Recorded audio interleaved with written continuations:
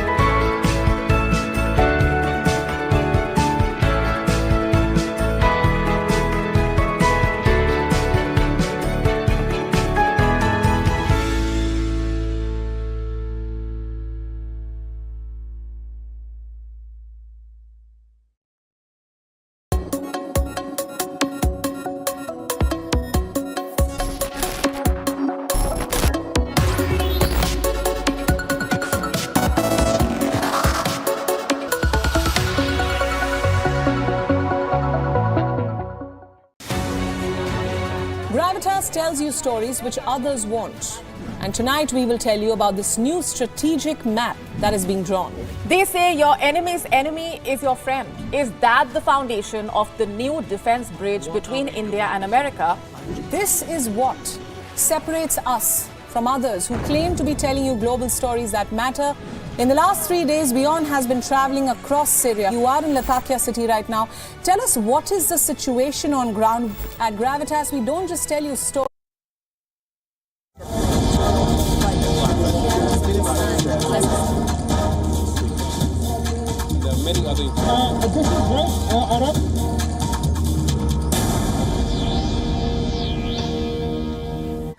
Hello and welcome to WION Live Broadcast from New York City. I'm Susan Tehrani. First, let's take a look at the top stories making headlines this hour.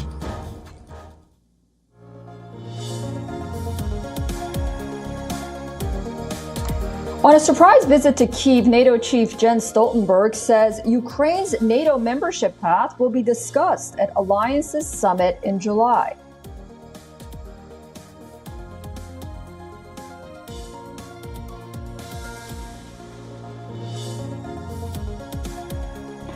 The European Union Parliament approves world's first set of comprehensive rules to regulate cryptocurrencies. The focus is on protecting investors against abuse and manipulation.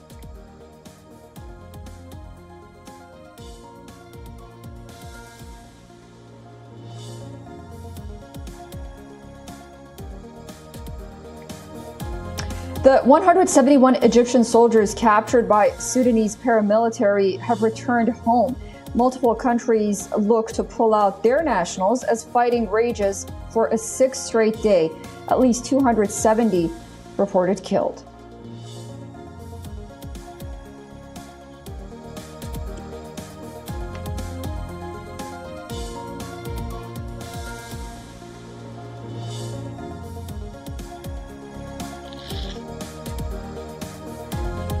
And 22-time Grand Slam champion Rafael Nadal withdraws from another tournament ahead of the French Open.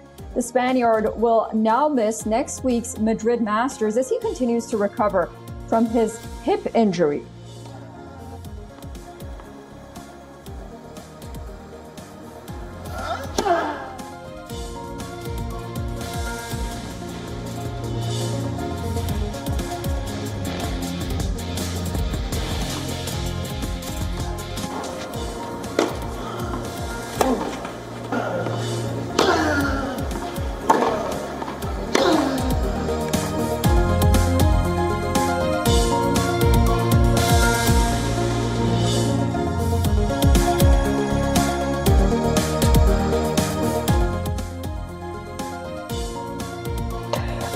SpaceX is set to launch in its mega rocket Starship into orbit.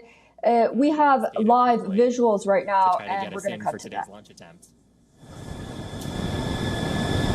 For those of you just joining, we have a brief hold at the T-minus 40-second mark. The team is resolving one issue with the bleed purge on the Stage 2 Raptors. Like John just said, the teams are quickly working that, and it looks like the flags are being cleared as we speak. So we should be able to resume the launch countdown any moment now. And it's worth noting on Starship that once we resume the countdown, it restarts from the 40-second period, and then we keep going unless another condition pops up. So stick around, because Starship could be going here real soon. Don't walk away, that's for sure. Amazing views here coming to us from Starbase, Texas.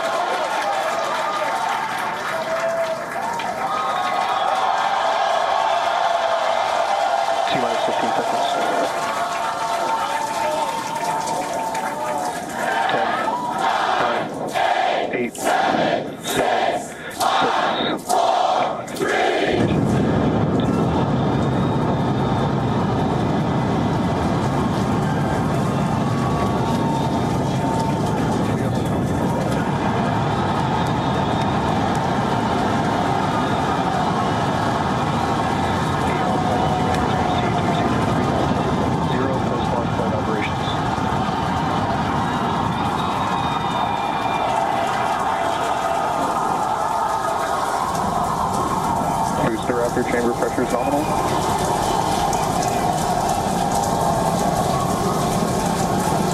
plus 43 seconds into the test flight of the inaugural Starship vehicle. Tower cleared, we're into pitch over. Propulsion reports first stage engines nominal. What a sight from the ground cameras at Starbase. We're flying at twice the thrust of the Saturn V heading to space. Additional signal, this is Christina. We're throttled down and throttled back up. Going through the period of maximum aerodynamic pressure.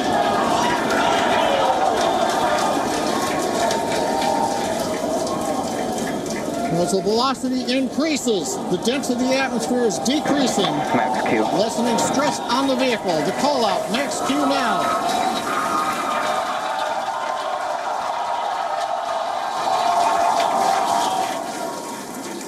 Continuing to watch the first stage as we head downrange. You are watching live visuals. The SpaceX has launched its mega rocket Starship into orbit from the company's Starbase facility in Boca Chica, Texas. Starship is currently the largest spacecraft in the world.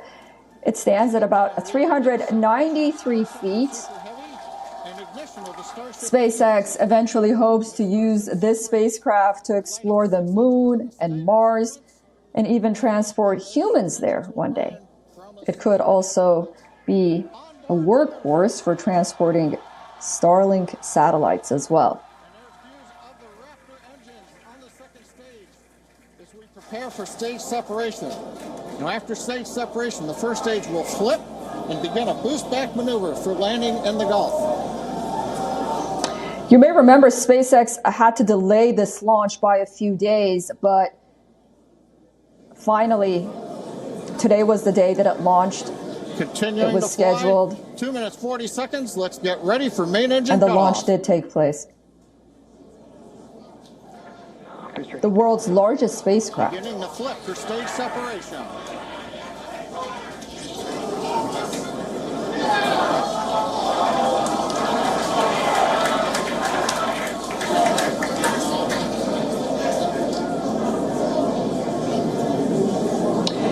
Now, it's important to note that this is also the most powerful rocket that's ever been built.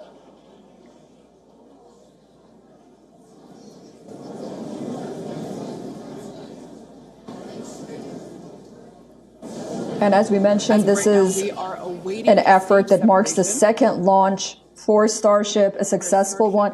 The first one, you may remember, was on Monday. It came to a halt after a problem with a valve Yeah, Kate, which right created now, it looks like we saw pressurization the start of the issues. flip, but Apparently that was obviously we're resolved. seeing from the ground cameras, the entire Starship stack continuing to rotate. We should have had separation by now. Obviously, this is does not appear to be a nominal situation. Yeah, it does appear to be spinning, but I do want to remind everyone that everything after clearing the tower was icing on the cake.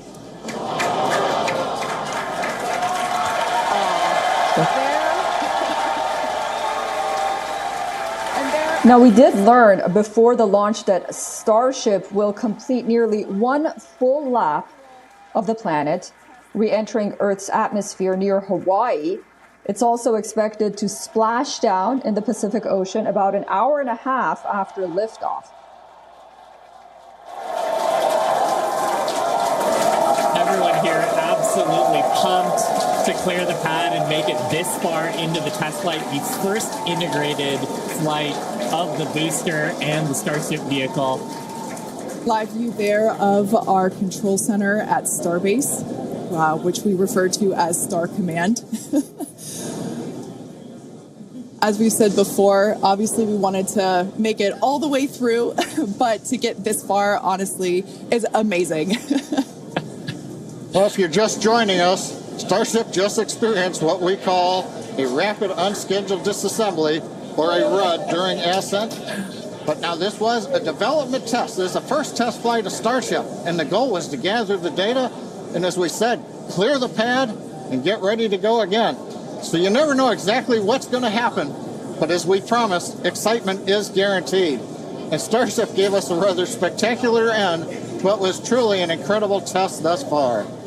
As we mentioned at the start of today's program, any and all the data that we collected during the test is going to help us with further development of Starship, and it's going to improve the vehicle's reliability as SpaceX seeks to make life multiplanetary. It's really worth noting that the flight path was designed to be over water and all the air and sea space. Along with that flight path and those surrounding areas were cleared in advance of the test. And of course, we're going to be coordinating with local authorities for the recovery operations. But honestly, what an exciting morning. Oh my gosh. We had a successful liftoff from Starbase, Texas at 8. The race for the next U.S. president is on. Donald Trump has already announced his candidacy. President Joe Biden has still not made his decision formal. Donald Trump is leading the race among Republicans even after an unofficial challenge from Florida Governor Ron DeSantis. But as Democrats await a formal announcement from Biden or not, polls show more than half of them don't want him to run a second term. In the weeks leading to his arrest and arraignment in New York, Donald Trump was facing an ever-growing challenge from the Florida governor, Ron DeSantis. But that changed right after the showdown in the Manhattan courtroom. Meanwhile, reports say some Republicans have grown weary of DeSantis ever since he signed the 6-week abortion ban in Florida. Latest polls show a gap of almost 20 percentage points in the favorability numbers of Trump and DeSantis, with the former president in the lead. On the other side of the divide, President Joe Biden took a dig at Trump's presidential term, accidentally calling it, quote, the only term. Look, I want to make sure that the $2 trillion Trump tax cut that he passed in his last term, only term, for $2 trillion, well, I didn't mean it that way. I didn't mean it that way.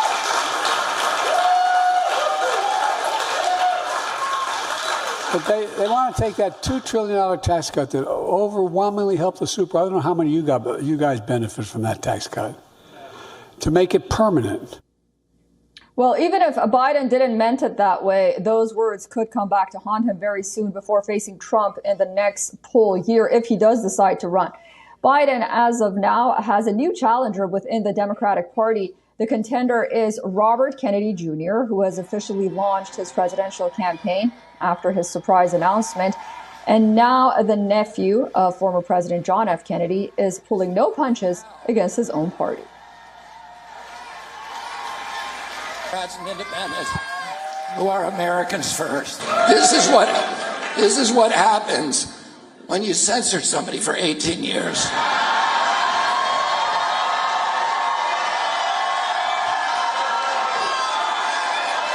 I got a lot to talk about. They shouldn't have shut me up that long, because now I'm going to really let loose on them for the next 18 months. They're going to hear a lot from me.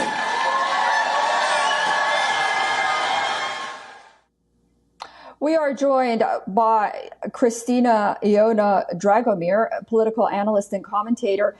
Christina, thank you so much for joining us on WION. So it seems like Robert Kennedy is the new contender, and the second contender after Marianne Williamson joining the Democratic race. An outsider, he's pitting himself, an anti-establishment figure indeed. And I thought it was very interesting that he gave his first interview to Fox News' Tucker Carlson last night, and he talked about his views. He believes that the U.S. shouldn't shouldn't support Ukraine to the extent that it is. He has a lot of anti-vax views. So, very different from the current sitting president and the Democratic Party in general. Can you talk about this black sheep of the family, so to say? Thank you, Susan, and thank you for inviting me here. What we see is that as an incumbent, as the sitting president, it's quite hard, not impossible, as we have seen in the past elections, to actually lose elections. And it's actually even harder to lose elections when you are in the primary, when you are the incumbent. Historically, it only happened once in 1852, and it didn't happen in modern presidency of the United States. So we see all these contenders that are coming up to the stage, to the national stage within the U.S. politics. And I think that we're going to see more and more of that. We live in a perpetual presidential race within the United States, and we see the race starting earlier and earlier, and the primary becoming very important at the national level earlier as well. With respect to the new contender, Robert Kennedy Jr., what we see right now is someone who is bringing, first of all, some important new issues to the fore. And those, I will say, that are about corporate money. So what we see from the contenders are that are 2 points, that there is a struggle to promote themselves against the current establishment, so to portray them as different. But after that, both Williams and Robert Kennedy Jr. have argued that what we see right now in politics is too much corporate money. And I wouldn't be surprised if that particular issue will be picked up within the national election as well, since this seems to be an issue that is one of interest. But as I said earlier, I don't think we are looking at a very serious challenge as of yet of that. So why are these contenders coming up right now? What is in the game? Well, first of all, they get a lot of publicity. We are talking about them. We are talking about them at that national level, and we are talking about them at the international level as well. This is an important point for all of these new political markers. And the road to presidency is very long. Sometimes it starts few cycles before they actually know that they can win the primary elections. So I think that we right now see people who are trying to gain some political support, both within their own party and at the national level. That's very interesting. Let's talk about Joe Biden. Many in his own party, poll after poll, believe that he just should not run again. On the other hand, there are only a handful of alternatives to the sitting president in the Democratic Party. Some people are talking about Gavin Newsom of California perhaps running, or the obvious choice, Kamala Harris, but she's nowhere to be found. Why isn't Biden announcing his candidacy? I think this is the $1 million question for now, Susan. Everybody is waiting for the official announcement for him to actually start the official campaign for running for president of the United States in 2024. But everybody's wondering about this, and him not announcing, it's actually creating a vacuum of power that would lead to many voices starting to come up, sometimes from the extreme corners of the party. And we would see this vacuum of power being being populated with all sorts of candidates until the current president will make an official announcement about that. I think that it's almost like a sporting race where we are all watching very closely to see who are the main player. And I think that within the political realm of American public, there is this kind of a fatigue of Biden versus Trump.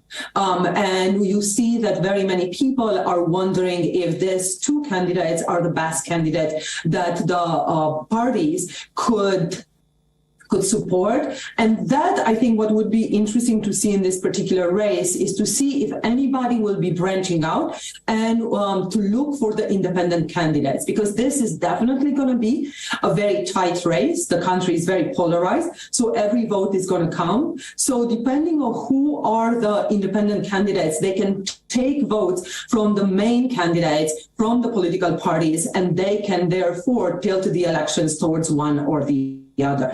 So I think it would be very important for us to keep an eye on who branches out from the two main parties as the games are being played right now. Right. Yeah. The role of independent candidates are very important. That's very true. Christina, Iona, Dragomir, thank you so much for joining us on WION, and we look forward to speaking to you again very soon. Thank you so much, Susan. My pleasure. Philippines is playing a balancing act when it comes to maintaining relations with the United States and neighboring China. On the one hand, it has invited a Chinese foreign minister, Xin Gang, for discussions despite differences on international maritime policy. But on the other hand, it has signaled to the United States that it would not allow its bases to be used to defend Taiwan.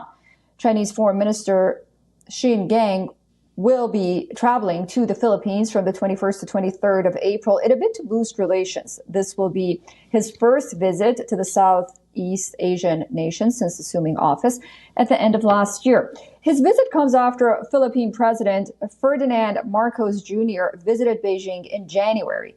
During that time, both countries pledged to strengthen strategic cooperation and manage their South China Sea dispute through peaceful resolutions. But weeks later, relations between China and the Philippines will be put to the test once again. The Philippines had granted the U.S. access to 4 more military bases under the 2014 Enhanced Defense Cooperation Agreement, and China was rattled. Chinese envoy Huang Shilian had criticized the deal. Huang accused the U.S. of exploiting access to military bases in the Philippines to interfere in Taiwan. Wary of China's opposition, Philippines Foreign Affairs Secretary clarified that the bases would not be used by the U.S. to store weapons to defend Taiwan. He said the U.S. would not be allowed to carry out any operations not permitted under the 2014 Enhanced Defense Cooperation Agreement. He claimed the purpose of EDCA was not intended to target any third country. Amid the South China Sea dispute and U.S.-China tensions over Taiwan, all eyes are on the Philippines as they strive for peace in Southeast Asia.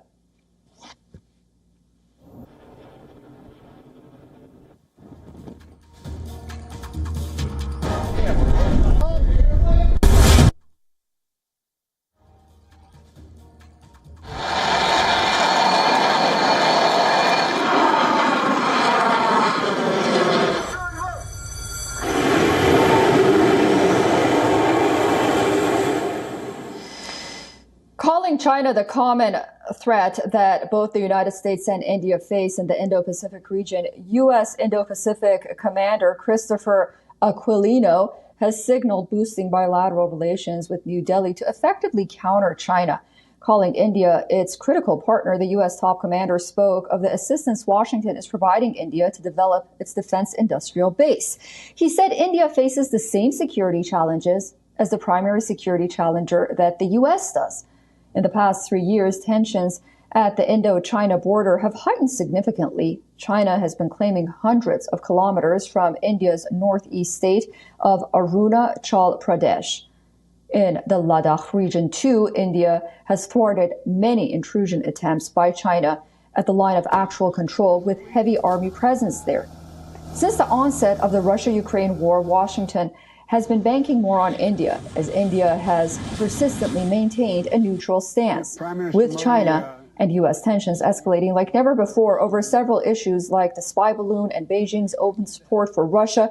The U.S. has been consistently highlighting India as its ally in Southeast Asia.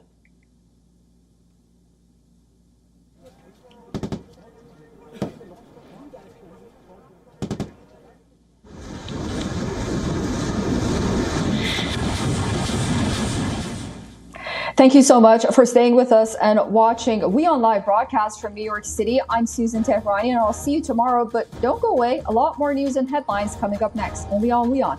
Roll this one. There are many other... this is right, Arab.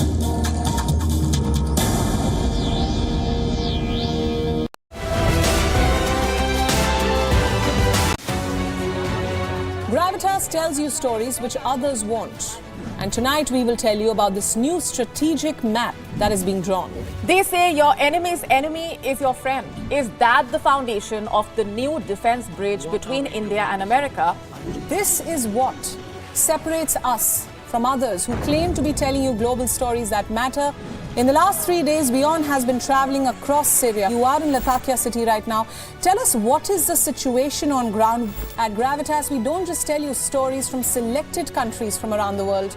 2 years since the Myanmar military coup, the people of Myanmar continue to live in a nightmare.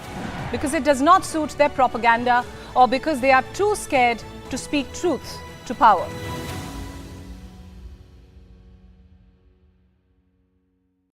The stress of our world can take a toll on our physical and emotional health. Here, in New York's Catskill Mountains, lies a luxurious place of healing called WION Wellness Center. The WION Wellness Center provides 500,000 square feet of natural methods to manage diabetes, hypertension, chronic pain, obesity, depression, anxiety, and other conditions. We use the traditions of centuries-old natural science from India, yoga, Ayurveda, acupuncture, and naturopathy in personalized programs that help you take charge of your own health. A minimum 5-day stay is recommended for best results. Book now at yo1.com.